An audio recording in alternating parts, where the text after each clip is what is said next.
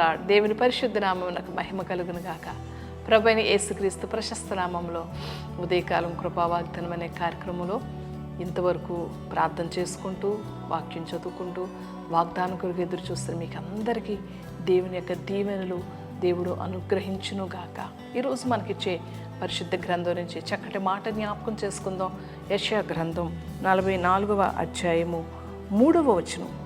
నేను దప్పి గలవాని మీద నీళ్లను, ఎండిన భూమి మీద ప్రవాహ జలములను కుమ్మరించెదను.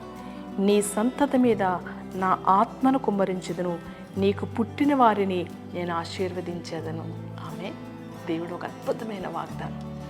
దేవుని కొరకు ఆశతో ఎదురు చూస్తున్న నీవు దుప్పి నీటి వాగుల కొరకు ఆశపడినట్లు దేవా, నీ కొరకు నా ప్రాణం ఆశపడుతున్నది, సమస్యలుచ్చినదని కోరహు కుమారులు ఏ విధంగా సెలవిచ్చారో అటువంటి ఆశతో దేవుని కొరకు నీవు ఆశపడితే దేవుని సన్నిధి కొరకు ఈరోజు దేవుడు నాతో ఏం మాట్లాడుతున్నాడు, ఏ వాగ్దానం ఇస్తున్నాడు, ఈ యొక్క ఆదివారం దైవజనులోంచి దేవుడు నాకు ఏ విధమైన వర్తమానాన్ని ఇస్తున్నారని ప్రతిరోజు కూడా లేదా ప్రతి ఆదివారం ఉపవాస ప్రార్థనలో దేవుని వాక్యం కొరకు దేవుని సన్నిధి కొరకు నువ్వు ఆశపడతా ఉంటే దప్పి గలవాని మీద దేవుడు నీళ్లను కుమ్మరించినట్లుగా నీ మీద నీళ్లను కాదు, నీ మీద నీ సంతతి మీద దేవుని ఆత్మను కుమ్మరిస్తానని వాగ్దానం చేస్తున్నాడు.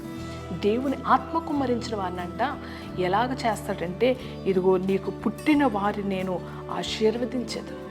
ప్రవాహ జలములు ఏ విధంగా కుమ్మరిస్తే సమృద్ధి గల పంటలు పండుతాయో భూమి మీద, దేవుని యొక్క ఆత్మ నీ మీద కుమ్మరించబడినప్పుడు, దేవుని యొక్క ఆత్మ నీ సంతతి మీద కుమ్మరించబడినప్పుడు నీకు పుట్టిన వారు అనగా నీ సంతతి వారందరూ ఆశీర్వాదాలతో నింపబడతారని దేవుని వాక్యం, దేవుని యొక్క వాగ్దానం ఈరోజు నీకు జ్ఞాపకం చేస్తాం.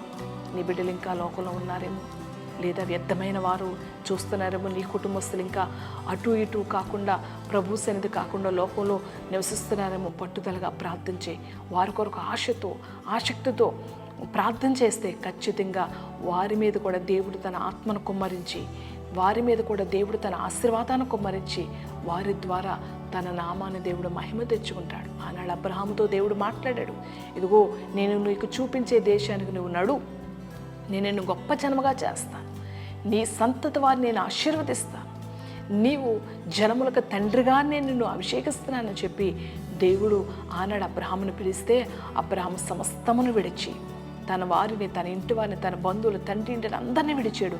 దేవుడు చూపించే స్థలానికి నడిచాడు. దేవుడు అబ్రహామునితో పాటు తన సంతతిని అందరినీ ఆశీర్వదించాడు. నేటికి ఇశ్రాయేలు ప్రజలు ప్రపంచంలో ఒక ఆశీర్వాద జనముగా మార్చబడ్డారు. ఆ ఆశీర్వాదం నేటి దినమైన దేవుడు నీకు కూడా ఇస్తానంటున్నాడు. దేవుడు నీ మీద, నీ సంతతి మీద తన ఆత్మను కుమ్మరిస్తానంటున్నాడు.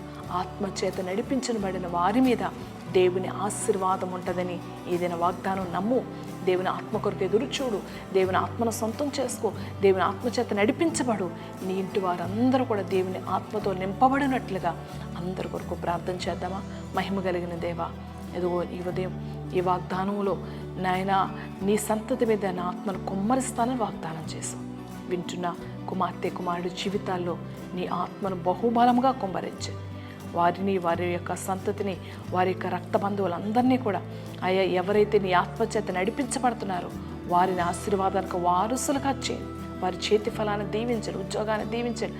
ఆత్మీయతలు, ఆత్మీయ వరాలు పొందుకునేవారుగా, ఆత్మీయ జీవితాలు అనేక అయ్యా ప్రభ ఆత్మలను మీ తట్టు త్రెప్పగలిగిన ఆశీర్వాదాన్ని మీరే కుమ్మరించి ఈరోజు పుట్టినరోజు జ్ఞాపకం చేసుకున్న వారిని బహుగా మీరు ఆశీర్వదించండి.